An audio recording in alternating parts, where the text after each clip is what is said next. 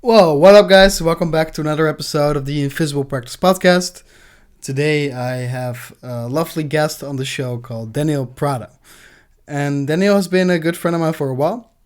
And I got super interested in Daniel for his theories about magic. Like, he has some theories about magic which end up to be super coherent. And they're not really falling apart, like he's not going in discussion with himself, which is interesting. So in this podcast, we talk about baking bread, coffee.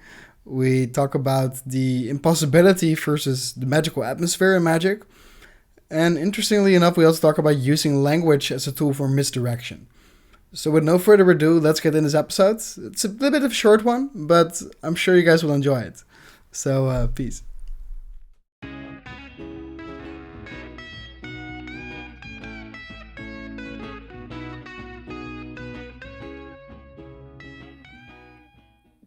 There we go. And we're live. Wait, of course, we start the podcast. And the first thing I do is like I kick out the thing that goes to my headphone. Like the only thing that allows me to hear you just like flips out, and I go like, no. But how are you, Daniel? I'm fine, thank you, Rico. Thank you for inviting me. It's a Oh, pleasure for me. dude, I love to I especially like since I also started with magic. Like I came across one of your videos. Like I think I came across the cloak, and Okay. I was like super intrigued by that video because I think what you did very well is like the thing that any magician does. Like I think in the there's a documentary called Our Magic, and one of the magicians there says like the secret of magic is not like how to do the cups and balls, but it's how to make them care. Yeah. And I You're think you did right. that really well in that video. Like that approach, even though it's for magicians, like you don't go the approach of, oh, let's fool them with this move, which by the way it did. But it went more like let's make them care about it. That's interesting. That's an interesting. Oh my God, my English. Ah, that's an interesting thought. Yeah, because well, we have so many magical effects, so many techniques, so many repeated stuff, like things that magicians do all the time for decades, and it's Mm, difficult to attract attention to lay people and for magician as well, because why do you care about the next technique, right? Why do you mm, care about the next pass or the next whatever effect? And that's an interesting thought, because you have to you have to think about it when you're creating, when you're developing like an effect or a technique. That's a question you should do, like why people should care about it. Thank you. Oh, coffee. oh, that's lovely. Is that your own roast? What? Is Yeah, my that own your own roast. roast? Oh, Yeah. sweet. Still looking forward to try that out one day. Yeah, yeah. Well, I don't know, but probably your audience doesn't know that, but I'm moving to Portugal in a couple of months. So Mm. I'm trying to find something to place my, well, maybe the king of the king of diamonds. Damn, it sounds good. And I'm moving to Portugal, and I'll have to figure out how am I gonna do like my coffee roast stuff and lots of things. So I have to find out what equipment should I have, whatever. Mm. Let's see. So maybe when I visit you in the Netherlands, I'll bring you some of my Sweet, roast. sweet, sweet, sweet. I'll show you around some cool stores here. Oh, that's nice. Like the specialty coffee scene in Amsterdam is like growing a lot, surprisingly. Oh, that's nice. Multiple roasteries, multiple shops that have really good coffee. That's Um, nice. and even multiple places that won like world champion baristaship. Like not necessarily first prize, but like that won a prize in the That's nice. barista championships. Yeah, the last World Barista Championship was won by a Brazilian. You know that? Really? No, I didn't know Yeah, that. yeah. Boran Un. He's a Mm, he has a Korean family, I think, but he's a mm, Brazilian. Yeah, The last one, I think a couple of weeks ago, I received a notice. Sweet, but because I think also like that hooks back nicely to what we were talking about before. Because like as far as I've seen those championships, it's of course about how good you can make your coffee. You know, like how good are your barista skills and everything. How nice is it? But there's also a lot of presentation going on, like how they make the judges care that the specific Yeah, recipe they used and the beans that they used and why they use those things in combinations with types of milk and why they use those degrees. And there's like a whole type of showmanship going on to make the judges care about their coffee. definitely. Yeah, yeah. I actually, despite the fact that I roast my own coffee, I'm not. I don't care so much for the technicality of a Mm, championship. You know, I I'm not like I'm not worried about the notes on my coffee. Like, does it have a note mm, of peach? I really don't care actually, because the point is, what I really want is to drink a good cup of coffee. That's the reason why I mm, roast my coffee. Because when I started, I already talked about that on the Insider podcast from Vanishing. Uh, mm, the reason why I roast my coffee is just because I want to have a good cup of coffee. And when I started, like 10 years or so ago, uh, the scene of specialty coffee wasn't like as good as it is today in Brazil, mm, especially in my city. I live near São Paulo, like an hour from São Paulo. And in São Paulo, we had a lot of good coffee shops and stuff. But in my city, no, I didn't have. So mm, if I wanted a good cup of coffee, I should like I had to roast it on my own. So that's the reason why I started. mm, And because I already have some other obsessions like music and magic, I can't spend time like being obsessed by coffee. Like, oh, yeah. I roast my coffee as good as good as I can. I have a specific equipment to do that because it's easy. Um, and I bake my own bread. Not I'm not baking as much as I would like to Mm, on the last months because I have a daughter and that's difficult.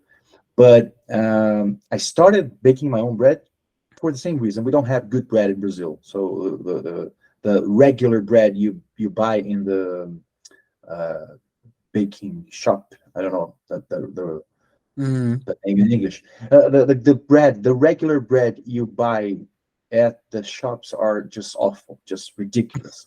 Really? And yeah, ridiculous. And when I visited Germany, I went to Germany and Switzerland in 2013, and the worst bread I ate was like 10 times better than the best bread I. Yeah, I'm not kidding you. Oh Like shit. awful bad. Now it's easier. Now people are doing like sourdough breads Mm, and different types of bread, so it's easier to find. I actually buy some from a friend of mine who bakes. And it's delicious. But at the time, I started baking because I didn't have like good bread to eat. So that's the reason why do you think I also that started some that's stuff. why it's getting better also because like people were getting frustrated that you couldn't get proper coffee or bread and then they were like, okay, screw it, let me do it myself. Yeah, it's difficult, right? It's not easy. Like it's easier to go to a shop and buy some bread, Mm, but there, of course, there is a side effect to this, which is some therapeutic. Fuck. Can I say? Can I curse? I'm sorry. but that's uh, okay. uh, there is a therapeutic effect, which is like Mm, you're baking and you're taking care of the dough and you're learning about the process of fermentation, which is a magical thing, and you're like developing resilience because you have to learn how to deal with frustration and stuff like that. So it's a good lesson. It's a good life lesson to bake your own bread. mm, I discussed this. I discussed that I discussed that on my podcast. I have a podcast in Portuguese on which I talk about like science and magic and deception stuff like that. And there is an episode that I dedicated to baking bread and how that is a life transforming stuff because it is. And I don't think not as much as coffee roasting for me, but it's kind of the same. Like uh, you have to care at least a little bit about what you're eating and consuming, right? Mm, So that's one of the things. And of course, it is easier to buy bread, but to bake, it's a whole different process. So even though now I'm not baking as much as I would like to, it is a process that I enjoy now. I like mm. to when I can, I enjoy doing it, like putting my hands on the dough and waiting to ferment. It's a nice thing to learn, I think. Sounds very therapeutic also. Yeah. Like, um, do you think baking bread helps you in your magic in any way? Yes, definitely. And definitely because, well, I think one of the things that helped me a lot in my magic, I think the first time I noticed something in my practice that I uh, like carried for the rest of the things I do was when I was a guitar teacher and I was Mm, practicing a Dream Theater song. It was a very difficult song, and I was practicing, and I couldn't do the part of the solo. And I remember that I understood one day that I just got it right. Just I mm, sat with my guitar, and it like I got it right. And I said, "Oh, now I got it." And I'm talking about like this happened around 2007, probably 2008. mm, I was a guitar teacher already for 5 years at the time, but I was a magician for 2 years. I started in magic in 2005, at the end of 2005. So I was a magician for a year and a half or so. So when I noticed that what I needed to do was to practice, practice, practice, and independently of the goal I was trying to achieve, just get the piece and practice that. Like, of course, deliberate practice. You have to understand what mm, you're doing wrong and try to fix that. Like, not just doing it. But I was like practicing, practicing, practicing, and suddenly, not suddenly, of course, but the idea is that suddenly you're doing it. And that was a very very important moment in my life that I remember, like, oh, I got it. If I persist in some technique, even though I'm not being able to do that at the time I'm practicing or creating, if I keep trying it, if I keep practicing it, one day I will. That's mm, a key element of understanding practice. So I started to apply this. It's kind of a feeling of it's an emotion because it's a way of coping with frustration, right? So you're mm, practicing, you're trying to do some stuff and you're frustrated, so you have to remember, and you have to understand that it's not that bad to feel frustrated. Okay, mm, you have to understand that frustration is a part of the deal. Well, cut that to 2014, 13, probably, when I started baking bread. Baking bread, especially sourdough bread, it's a lesson in frustration. I don't know if you, I don't know if you bake. Do you bake I have bread? baked, yeah, I've baked like focaccias and pizzas, but never sourdough bread. Yes, sourdough bread is it's a life lesson in frustration. You have so many things you have to understand about it. Like, and it's not like the main reason why sour bread baking is a life lesson is that because it doesn't have a method. It doesn't have a recipe. Like, oh, you Mm, do A and then B and then C and you have a delicious, beautiful bread at the end. No, that's not going to happen. Like, you're gonna do A, and the result is gonna be B. And the next week, you're gonna try to replicate this, and you're gonna do A, and the result is gonna be F. And you say, what the mm, hell? Why is not D anymore? And then you try again, and then the result is B, and you say, well, I don't understand anything. So you have to try. You have to uh, like spend 2 days fermenting a dough, and when you put it in the oven, the result is a ridiculous rough bread, and they say, well, mm, I did A, B, C, and D, and I should have a good, beautiful like golden crust bread, and it's not Mm. working. So the thing is, I learned a lot uh, in dealing with the frustrations of baking bread, and that translates to the way I perceive my practices in magic and my objectives. Like it's something that I can't like put a finger on one thing, like, oh, this element of breaking bread, no, of Mm. baking bread. It's not that element, but the whole deal, the Mm. whole idea of relax, meditate, and remember that being frustrated is a good feeling, because it means you're trying some stuff, and Mm. you're not only trying, but you're trying to push forward. You're trying to improve what you're already doing. And that's the thing about baking bread. You don't, you start baking bread and the bread is okay. The bread is fine. And the real advantage of baking sourdough bread is that even when the bread is bad, it's good. That's a good thing about, yeah, Really? that's a good thing about, Oh. yeah. Even when you do, like, my first sourdough bread was delicious, and it was ridiculous, close to the ones I can bake now, but it was delicious. The taste is good. The it's awesome. But the thing is, every time you're baking a new bread, you're trying to improve the last one. So that's the thing. I try to transfer the lessons I learned by in baking bread to my magic, because every time I'm trying something in magic now, I'm trying to improve something that I'm not good. And the result most of the time is going to be frustrating. It's going to be like, no, this is not working. Or like yesterday, probably I solved a problem Mm. in magic that I'm looking for a long time now, and it seems good. Okay, it seems nice. Mm. I'm working on it, um, and it's kind of a solution to the stop trick. Like, Mm. you hand the cards to the spectator, they deal the cards as much as they want, and when they stop, the top card is their card. That's Mm. the thing I want, like a holy grail for me. And I found a solution to that.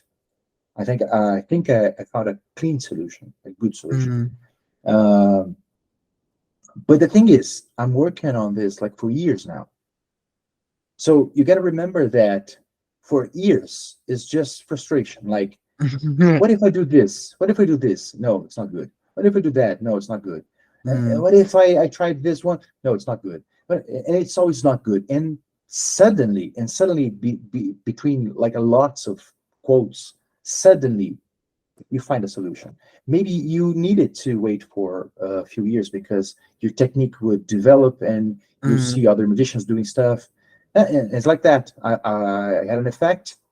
I was I created, I think, 2 weeks ago. And then I saw Ben Earl doing something. And I said, oh, that's a good idea. Let me try to apply that. And because of that idea I saw Ben Earl doing, that triggered me to go to another place and Mm. solve by my own the problem of the struck trick. So probably it wasn't supposed to. I wasn't supposed to find that solution 4 years ago, but I had to wait. I had to practice. I had to be frustrated. So that's the relation I can see between baking sourdough bread and do magic in some way. Yeah, that makes sense. Like I think also like from frustration, some great things are born. Yeah. Like I can remember like one specific trick that got me to lecture at the Magic Circle was my version of the McDonald's Aces.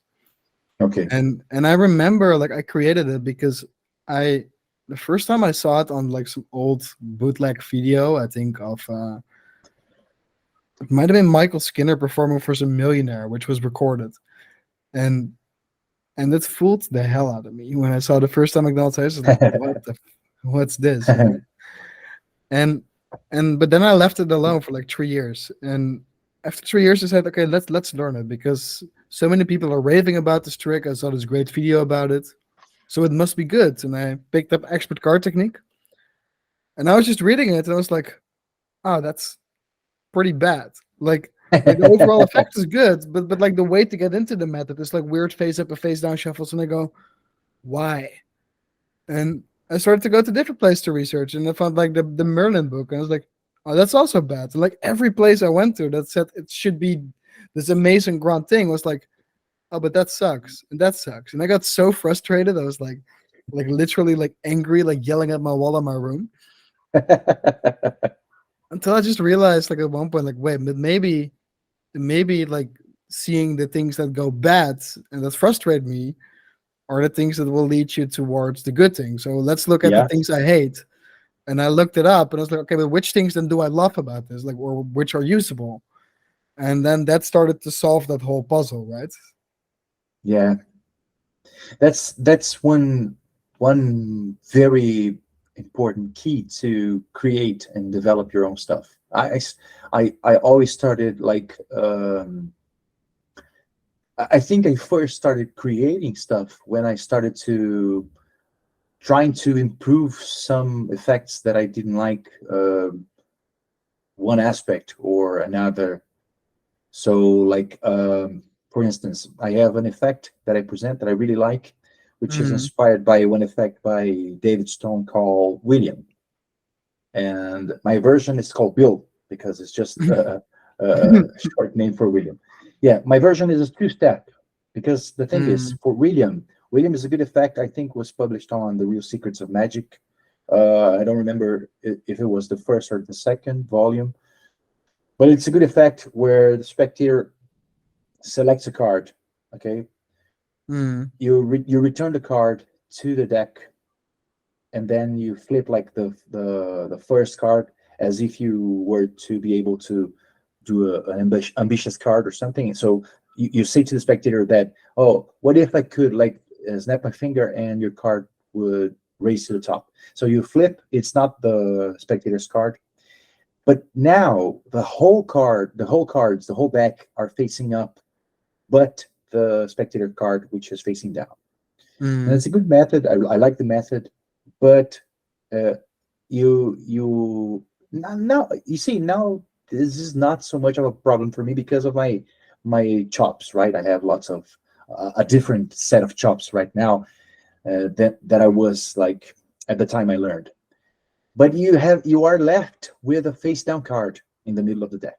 So it's Mm. you have a trash. I don't know how to say that in English. I don't know if the English language uses the term trash, but in Portuguese we Yeah, say no, now you have a trash, we say a you're dirty. dirty. You're Yeah, you're dirty. dirty. Yeah. Okay. So I created a solution to transform this effect into in a two-step process. I'm sorry. Mm. So at the first time, I ask for spectator to just see a card. Okay, so for spectator A sees a card, I dribble the cards, whatever. They see a card, I return the card to the Mm. deck. To the second spectator, spectator B, I do William, which is the effect of David Stone. Mm. When I got to the end of it, the card that is my dirty card, the card that is left face down on my deck, it is the first card the spectator A selected, right?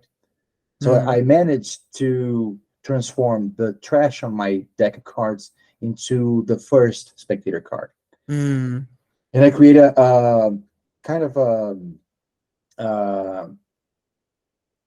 how do I say that? Well, the first spectator that I find the card is spectator B, which is like Mm. takes a card and returns the card to the deck, and I say, well, one thing is you take the card out and you return it. You can accuse me of doing something with the deck, but you, and I point to the first spectator, you only saw a Mm. card. You never touched the card. So this card is only in your imagination, and both of them saw the whole deck facing up, Mm. like there's no trash because you had to end with a face up deck with a face down card. So both of them saw the whole deck with only one card facing down. And now I go Mm. to the spectator A and say, now just think of your card and imagine the card is flipping. And on the next time I open it, the card is in the middle again, face down. So I solved a problem that I was facing with an effect which wasn't mine, right? Mm. So I kind of co-created with David Stone. Uh, and the thing is, when you start fixing stuff on other effects, you start the exact same process of creating a new effect, which is Mm. like, how can I do this or how can I do that? Like, how can I flip a card? How can I get rid of a dirty deck? How can I like change this process or that process? And Mm. this is the same that's the same seed, right? The seed Mm. of fixing an effect, a classical effect, and creating a new effect is the same seed.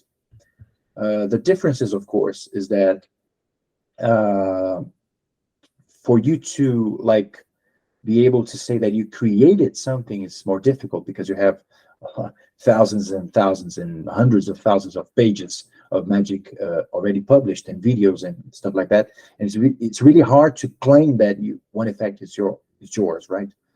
So Mm. that's the difference. I don't claim that Bill is mine, but is my version of William. Like I try to sell. Exactly. Yeah. But every time I'm trying to create something, I put this in mind, like what techniques I'm using.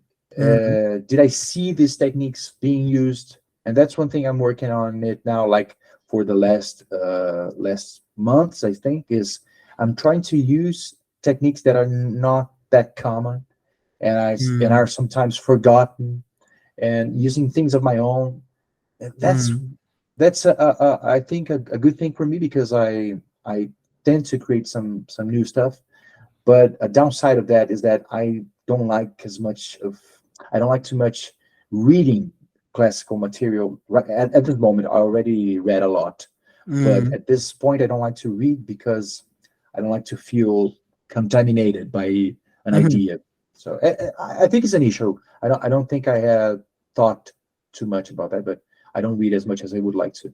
Mm. Well, but the thing is that Insight, my project on Vanishing Insight, is that I, I actually have over here is in Portuguese, but this is a book I make notes on some ideas and effects. So I do this for a long time now. I think the first note is from let me see from 2012. Let's see, Wow. yeah. So when you look at my notes, there's a place I showed this. I think I showed this on Insight. There is a point I used to call that. Let me see. Simon Harrison, the cloak. So inside of mine, which was the first name. So this note is from 2015, and it Mm. says like giving up, like give up. This doesn't work. Like it's no good.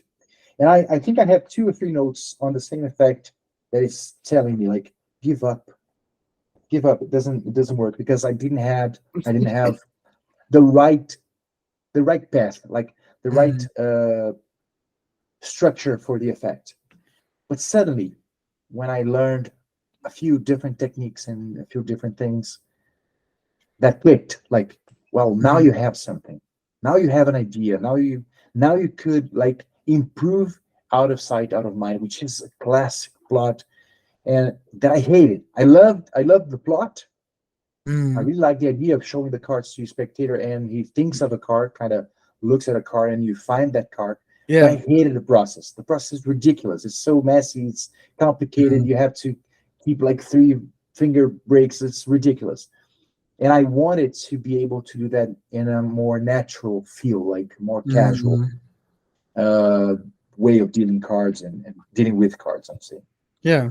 So that's the thing. You start with something that already exists, and then you improve that. That's creation, also. Mm. Yeah, I think that's definitely true. And like what I think is also interesting in that is like it's sort of like developing also a taste, like taste buds for magic, because you're looking at an effect and maybe to the creator that was perfect. When you're looking at it, you go like, I like that. I like that idea, but I wouldn't do that like that. Or maybe you go, oh, that's great, but that sucks. So Yeah, that's already where you start to personalize it. Like so many people think you have to be like purely creative in magic, and for some reason we put like this really big currency on creativity. You say, "Oh yeah, if you're creative in magic, you're the best," because for some reason that became a goal to go into the magic market and then publish everything. Yeah. But I think that there's already like a lot of creativity involved in making an effect that you see better or more yours. You don't necessarily always have to create the next greatest new thing. Yes. And there's also uh, the current feeling of what is good and what is bad for magic that shifts from time to time. Like I Mm, was talking to a friend of mine, Ricardo, about some techniques that we saw a magician doing like 10 years ago, or I saw it first mm, 15 years ago. And I saw that at the time at a magic convention in Rio de Janeiro. And when I saw it the first time, I was like, my mind was blown. Like, what the hell is that? This is amazing. This is a fantastic technique, very invisible and stuff like that. mm. But the thing is, Ricardo was talking to me about You the mean idea then? that You mean like Ricardo Harada?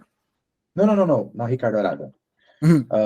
another Ricardo. Okay, but go on. Uh, so I was talking to him, and he was saying, "Oh, you probably noticed that a few techniques and a few way of doing stuff around that time, 2008, 2009, is not that common today. Today we have a different set of Mm, approaches that feel more like casual and natural, like.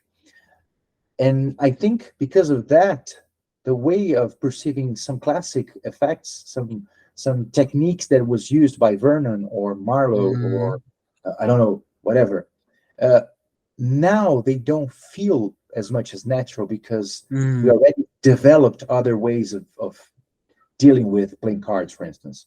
So uh, That's it. it could be that probably 20 years ago it was acceptable doing a double lift that looked like weird because it wasn't that common to do push off. You know, you push off double lift like Yeah.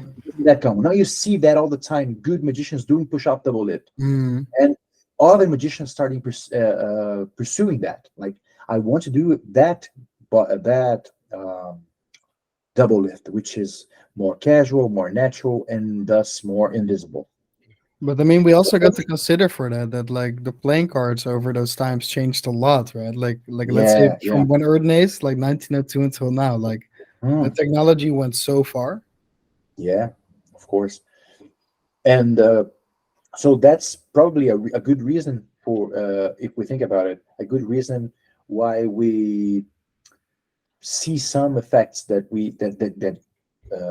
astonished us like 10 or 15 years ago. And now when we see the methods, we say, oh, no, no, that's not possible. That's ridiculous, right?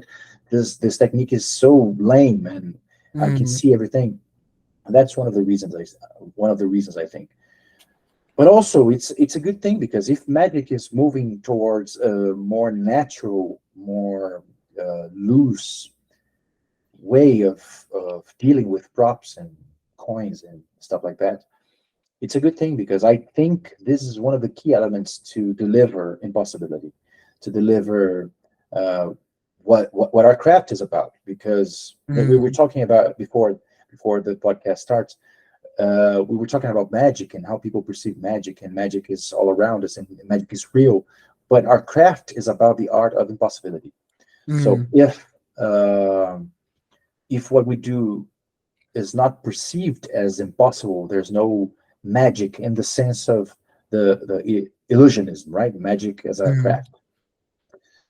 So I believe, I strongly believe, I said that on my podcast, my masterclass. I'm sorry. I strongly believe that you have to work on the shared reality and how people perceive what is possible so you can break that rule and deliver impossibilities. I was doing magic for a few friends like two days ago, mm. and I did one of my favorite effects of all time is Cosmos 2 by Greg Rustami. You know that No, Cosmos 2? never Oh, seen it. that's No. I think is the best out of this world method there is by far the best. It's amazing. And I do it impromptu, okay, Mm, a little different from his version. I think he teaches that. I'm not sure if he teaches that on a specific download, but I'm sure that he mm. teaches that on his Penguin Live. Okay, Cosmos 2, you should look for it. It's unbelievable.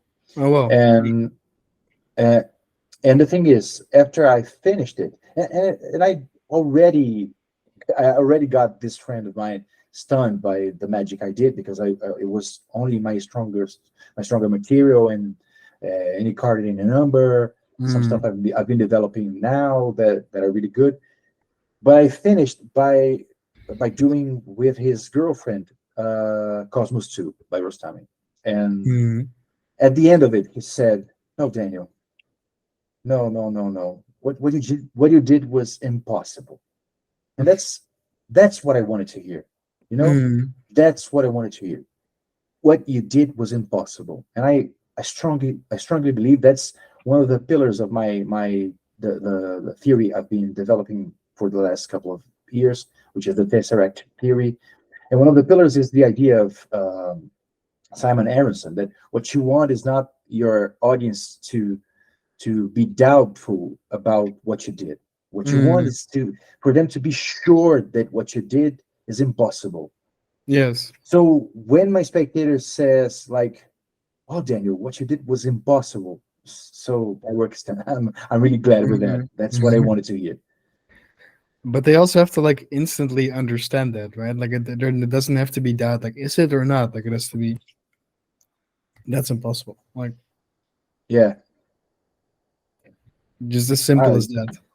yeah, yeah. Because if you can't control, this is out of your control. I think mostly out of your control to make your spectator feel magic, right? Mm, So it could be magical. They could feel magic, but that depends of that depends on a lot of different variables. Like they could not be in a good mood that day. They could be yes. inspired. They could like be hungry, whatever. So you can control Mm, that. Maybe their day was awesome and everything was like marvelous.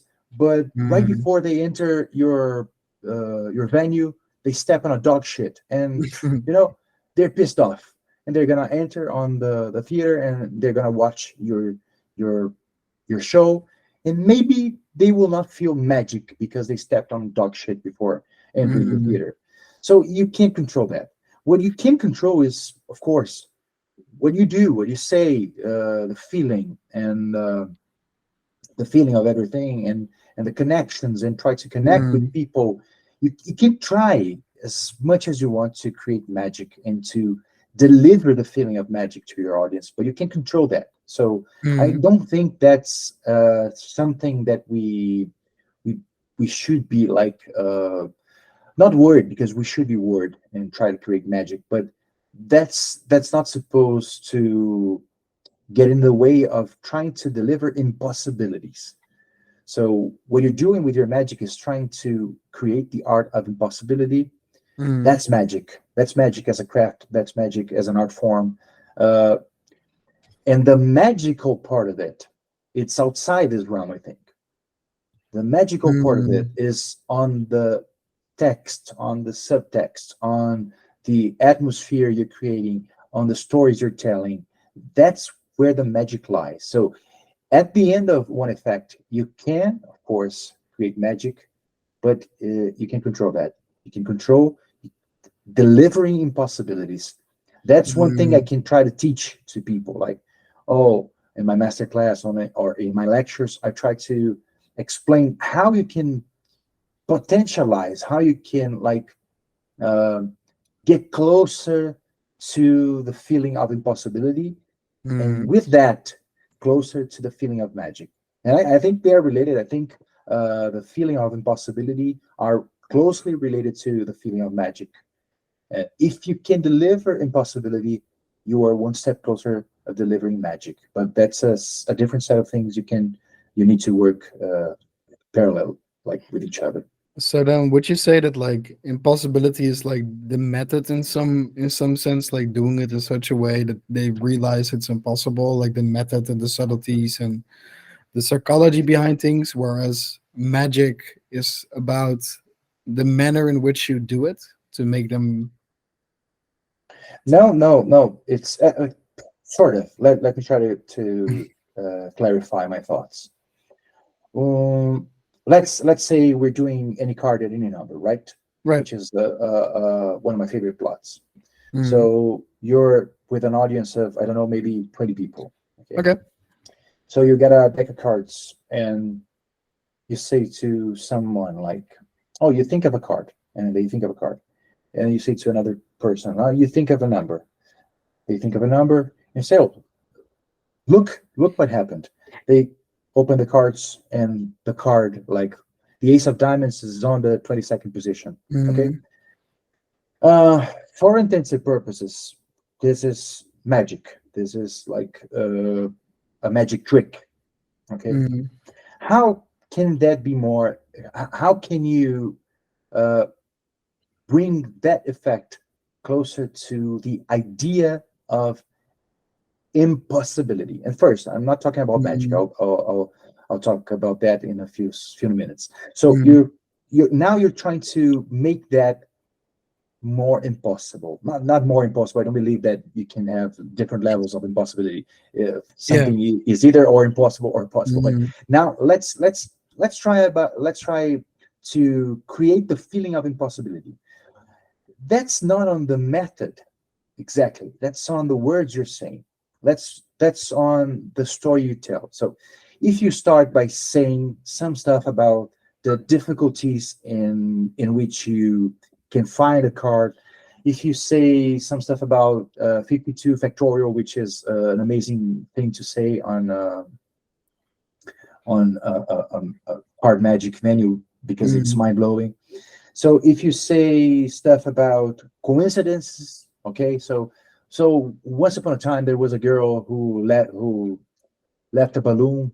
Her name was Laura Buxton, and after a few kilometers, the balloon fell down in a yard of other little girl who also was called Laura Buxton. And this is a coincidence Mm. story that really happened. Uh, if you see, if you tell people stories about magical events that Mm. happens in our lives that we have no clue about their explanations, you're now creating a magical atmosphere, a feeling of, oh my God, maybe I'm closer to experiencing this type of phenomenon in right in front of me. So now Mm. you're setting the ground for an impossibility feeling, right? And now you proceed by doing the your favorite method to any card of any number. Of course, I believe that if your method has some specific ways in which your spectators can understand that they are clean and they are fair, you have Mm. to mention them. So when I do the any card in a number, I use some psychological subtleties. I'll probably publish that sometime, but Mhm. I'll do some psychological subtleties that creates that facilitates the method in terms of I can be able to perform the burglar's effect, not touching the Mhm. deck, right? So the thing is, if I do that, if on my workings on that night I can perform this and make the card selected, the thought of card be on the thought of position, Mhm. I emphasize, like I say, it would be impossible for me to deal with that. Like I'm not gonna even touch the cards. You please pick up the cards. Now I'm stressing the impossibilities. I'm validating, like as I say on my tesseract theory, I'm validating reality. I'm emphasizing stuff like there is a card. I'm sorry, there is a deck that is inside the box. You thought of any card you want. You thought I do this recap, of course, and then On the process of counting the cards, I'm already stressing like it could have been in any of this position. So now what I'm doing is not trying to create magic. What I'm doing is to create the feeling of impossibility. Mm. Period. Right. Now let's talk about magic. The So then, magic so is, then that's is that then in a sense that before they have confirmed that what is about to happen, they think if that is if that happens, that's impossible. Like there's no way yeah, it's yeah, going to happen. yeah. No, so I'm talking about the script before the text, the storytelling. Then I'm talking about Mm, methods, trying to figure out the more natural way of handling cards. That's mm, very, very important for what I believe, because I wouldn't be able to explain this on this podcast, but there is my refraction theory about invisibility and naturalness. I discussed that on my Burn download and my on my masterclass. yeah, for everyone, like it's on the Vanishing Ink masterclass. It's super interesting and definitely well worth checking out. And I think Good, already thank you. just for the first session, it's like worth it. Like if you like magic theory, like you go way deeper into the tesseract theory that you mentioned earlier, but Yeah, also in later refractions, like sort of like how visible is something. yeah. And the thing is, of course, you have to care about the processes and the ways in which you achieve what you're looking for. Of course, you have to Mm, work on what's best, what's better perceived as natural and possible.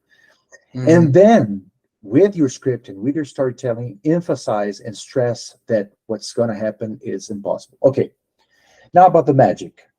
I think the magic is on it's on like it's the aura, right? It's what kind of permeates everything. Like mm, you're probably I think everything is related, like the way you're dressing, the lighting, the setting, if there is music, if there is like uh beautiful props and beautiful design what you're doing.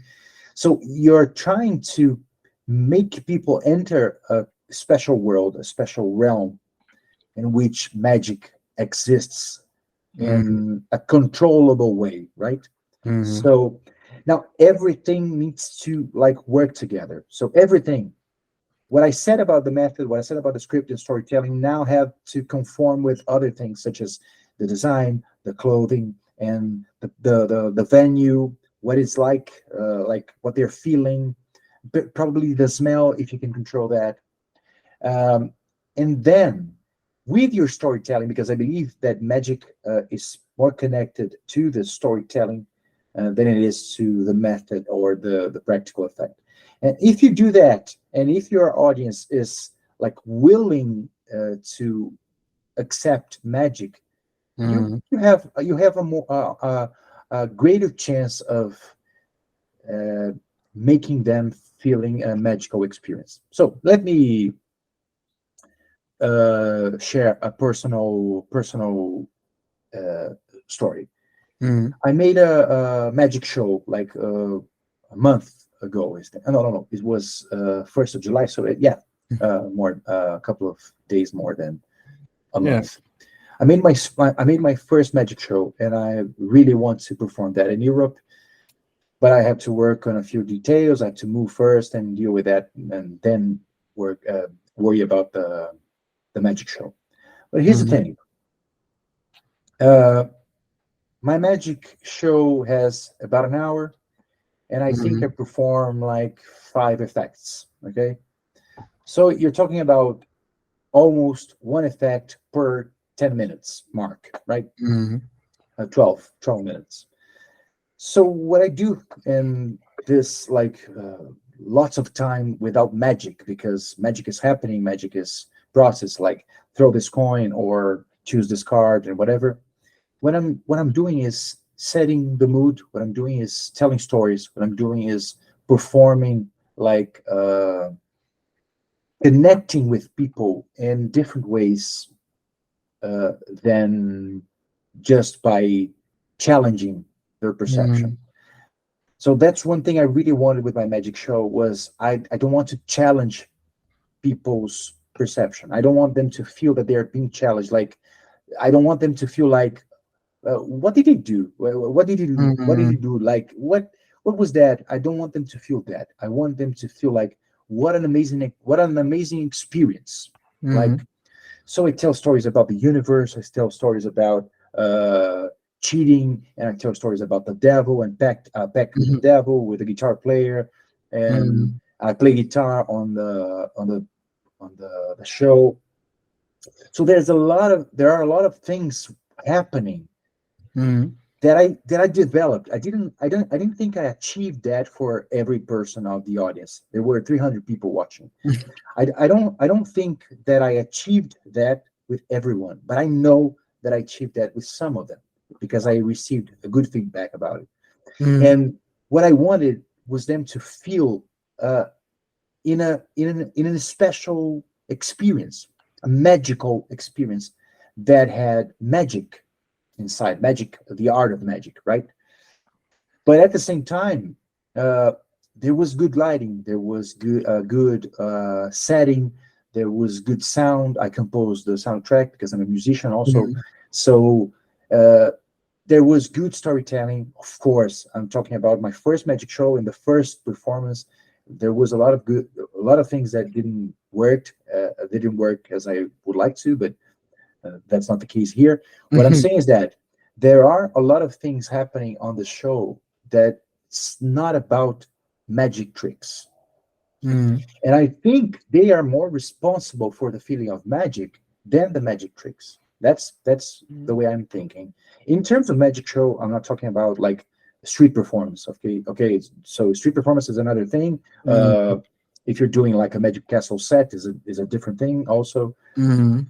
So you have to try, of course, you have to try as much as you can on that venue you're performing to Mm-hmm. get that. So I believe that if you're doing street magic, you can create the feeling of magic, but you have to think about how to do that in that setting, like how you're Mm-hmm. gonna make people feel magic while they are like drinking beer at a bar. You know, how Mm-hmm. can you insert a magic trick like a deck, a card magic trick in the middle of a chat between friends? How can you create that feeling of magic? You can. I know you can because people are sometimes in that situations they are more willing to I don't know, maybe experiment new situations. Oh, just another personal story, a personal story really quick.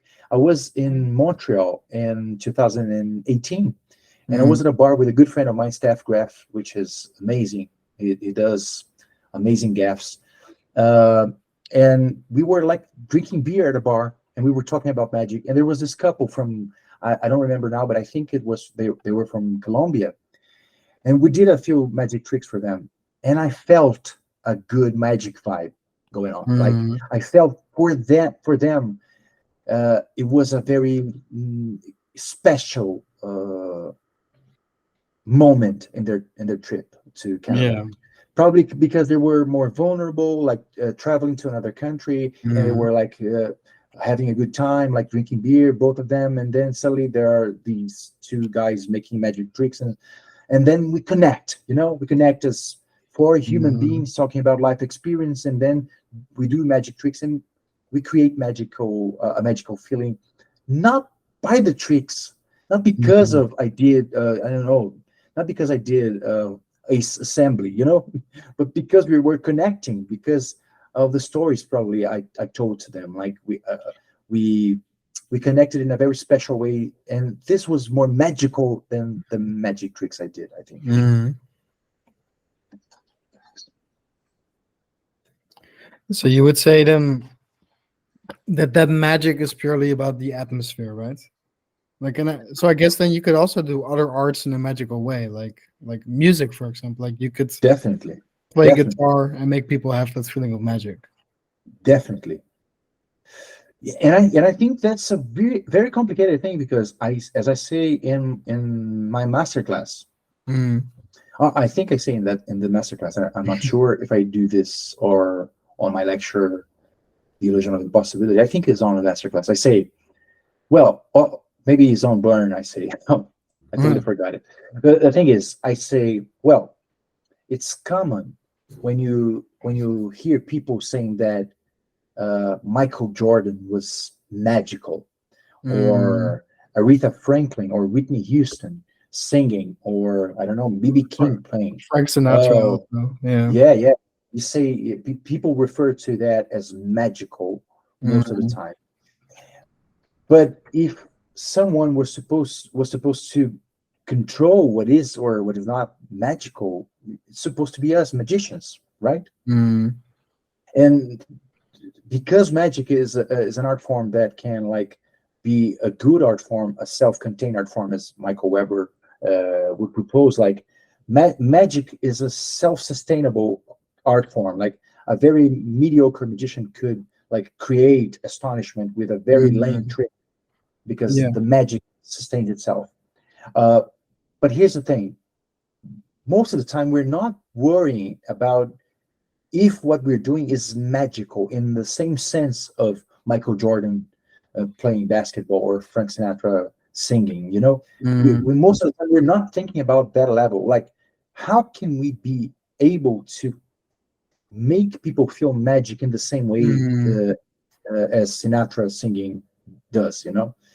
And that's a I don't know how to teach that. I don't know Mhm. if even if I can like do anything remotely closely to that. Like, but I have to try. I have to think about it. I have to now. One of the things I'm trying to do with my magic, especially because I'm watching a few stuff about Ben Earl, who is one of my Mm. favorite magicians, is trying to understand how the hell that guy can fool me with something I already know how he does it. It's Mm. amazing.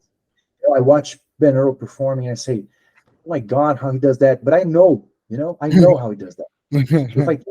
If I think about it for maybe 10 seconds or 15 seconds, I will say, "Oh, of course he's doing that."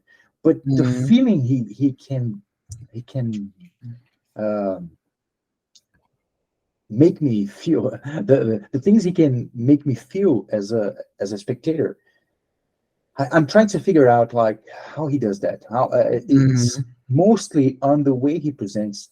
It's mostly on the way he talks, and of course that charming British accent that fools anyone. Like Darren Brown. Like Darren Brown Mm. speaks, and you're already fooled. Like, okay, Oh yeah. okay, yeah, yeah, yeah, yeah, just because of his accent and way of talking. So probably is that.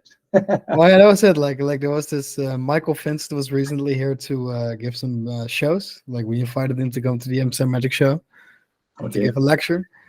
And it was super funny because one of my buddies said like, yeah, man, like his way of talking and his accent is so soothing. Like I think he could just talk about the bucket of shit and I would like it. Yeah, yeah. I strongly agree. It's amazing. Sometimes I listen to British people speaking. And Michael Vincent, like is so good with Mm. words. Like, Oh yeah. yeah, he talks so smoothly. So like so, and it's not just that, not just the accent, but the words he chooses, the way, the Mm. timing. It's so good. And I think this is also an art form, an important thing for you to an important tool for you Mm. to deliver that sense of magic. One of my favorite magical performances is the Ricky Jay and his 52 assistants. Mm. And Oh yeah. one of the things that I really love about that is the way he talks. Like it's like poetry. Yes. It's beautiful. It's one thing, like in and of itself. Like the way he Mm. talks, the text, the script is so beautiful, so connected, so the timing is perfect, and the Mm. words he chooses, it's so beautiful. Yeah. And I think that's an important thing. And I'm talking about that because I'll probably be focusing more on that on the next part of my research, like on my research as a Mm. performer, not as a teacher or whatever. I have to try to be able to improve that. Mm. The main problem for me, though, is that the language barrier, because I'm not a native English speaker, And Mm. the I think the most difficult part for me is that in Brazil, English is not a common.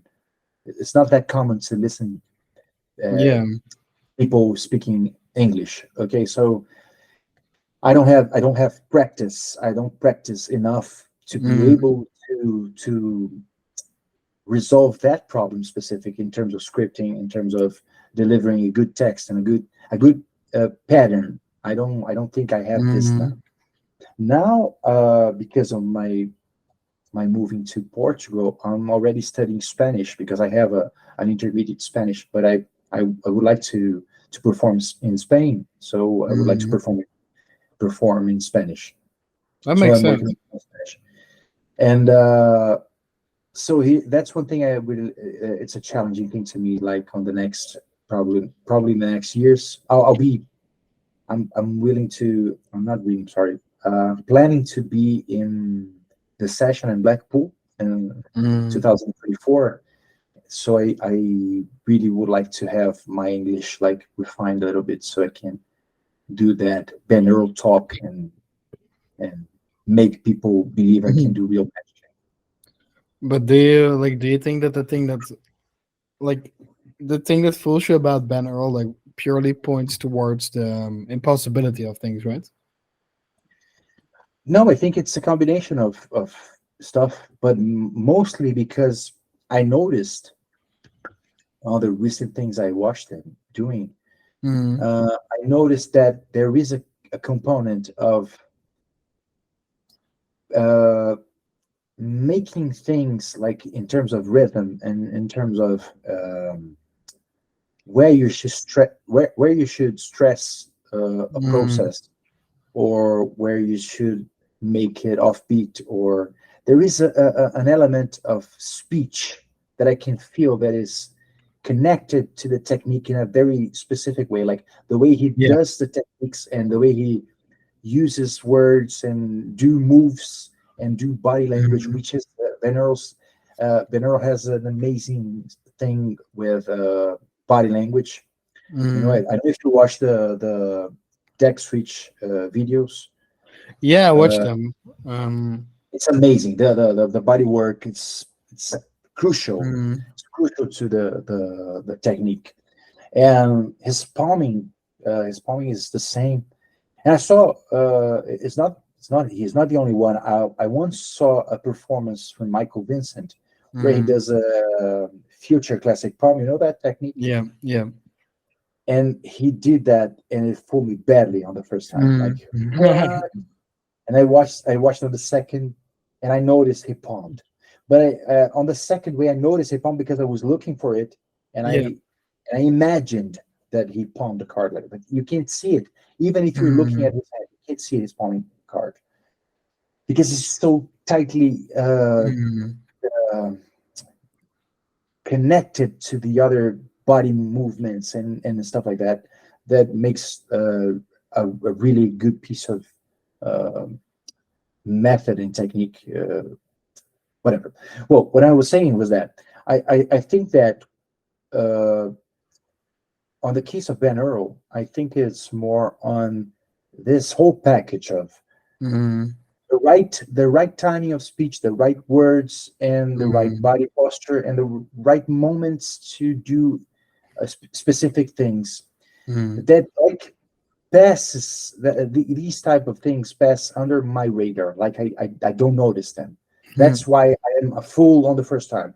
On the second, I'm already looking at some stuff and I say, oh, he could do this and that, and he Yeah. could make it work. But at the same time, it's amazing because you actually I'm talking about video, but if I was seeing Ben Earl performing live, I was gonna be fooled every single time because he was not gonna be Mm. repeat, right?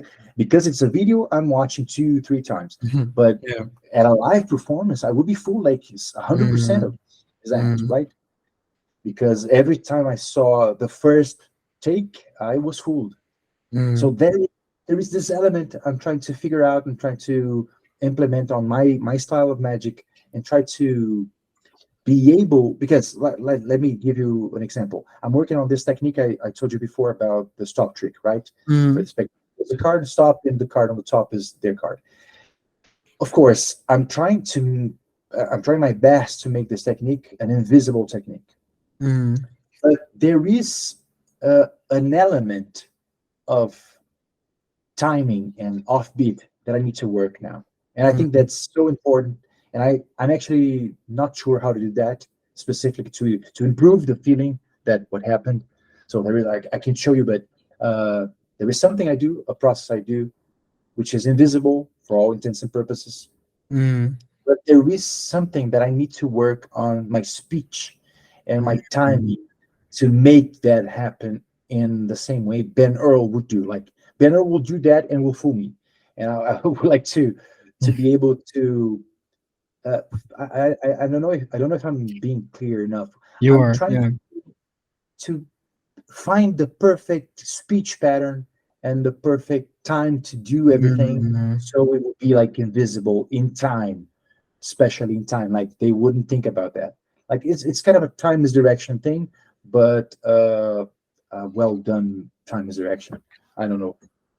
Yeah, but it's like I feel like Ben is doing something that Vernon used to do a lot. And since the Vernon books, I've seen Mike Lamar do it, but then sort of no one, which is to use speech to enhance the impossibility of an effect. Like they're Okay, using speech and very specific words to make you make assumptions in your mind. And sort of like playing a okay, mental game of chess with you, where in the end you're telling yourself he's doing this or that.